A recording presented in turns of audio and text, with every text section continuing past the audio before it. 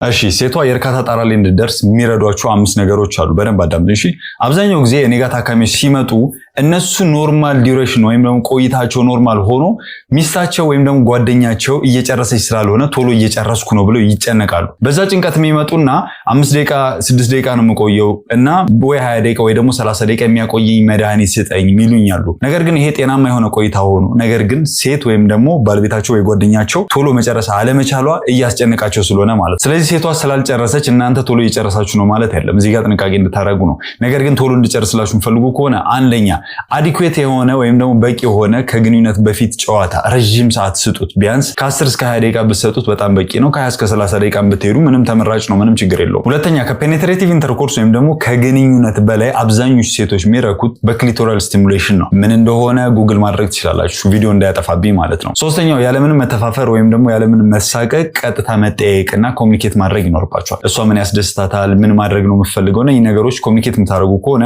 የእሷ ደስታ ጣራ የመድረስ እድሏ እየጨመረ እንዲመጣ ይረዳታል። አራተኛ ግንኙነቱ ህመም የሌለው ዘና ባለ ጊዜ ላይ እና ምቾት በሚሰማችሁ ሰዓት ላይ ብታደርጉት ያ ጣራ ላይ የመድረስ እድላችሁ እየጨመረ እንዲመጣ ያደርጋል። ምክንያቱም ግንኙነቱን ኢንጆይ የምታደርጉት ወይም ደግሞ የምትዝናኑበት ነው መሆን ያለበት እንጂ እንደ ስራ መቁጠር የለባችሁ። አምስተኛው ደግሞ አብዛኞቹ ሴቶች ለግንኙነት ዝግጁ በሚሆኑበት ሰዓት ላይ ብልታቸው የመለስለስ ነገር ይኖራል። ነገር ግን አንዳንድ ሴቶች ላይ የመድረቅ ነገር ሊያጋጥማችሁ ይችላል። ስለዚህ ለዚህ ሉብሪካንት ኦይል ቤዝድ ወይም ደግሞ ወተር ቤዝድ ምንላቸው አሉ ማለስለሻዎች አሉ። እነሱን ከማንኛውም ፋርማሲ ላይ ገዝታችሁ መጠቀም ትችላላችሁ። ስለዚህ ሁላችሁም በግንኙነት ጊዜ እነኚህ ነገሮች ልብ ማለት አለባችሁ። ሚስቴን ለማርካት ነው ቶሎ መጨረስ የማልፈልገው የብዙ ወንዶች መልስ ነው። እኔ ደግሞ ልንገራችሁ፣ ሴት ልጅን ለማርካት ብልታችሁ ውስጥ መግባት የማያስፈልግ ከሆነ ኢቨን ሳይዝ ማተር የማያረግ ከሆነ ማለት ነው ለእናንተ ምን ያህል ያስጨንቃችኋል የሚለውን ንገሩኝ። የሴት ልጅ እርካታዎች ብዙ አይነት አሉ። አንደኛው ክሊቶሪያል ይባላል። ጉግል አድርጉት፣ በፖስታው ቪዲዮን ያጠፋዋል።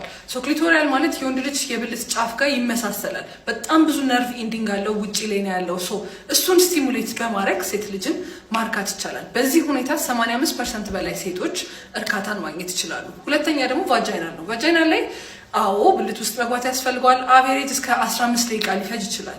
ግን ይሄንን ለማሳጠር አንደኛ ክሊቶሪያል ስቲሙሌሽን መጠቀም ትችላላችሁ። ከዛ በፊት የነበረውን ፎር ፕሌይ ባስረዘማችሁት ቁጥር ቫጃይናል ስቲሙሌሽን ጊዜው ያጥርላችኋል ማለት ነው።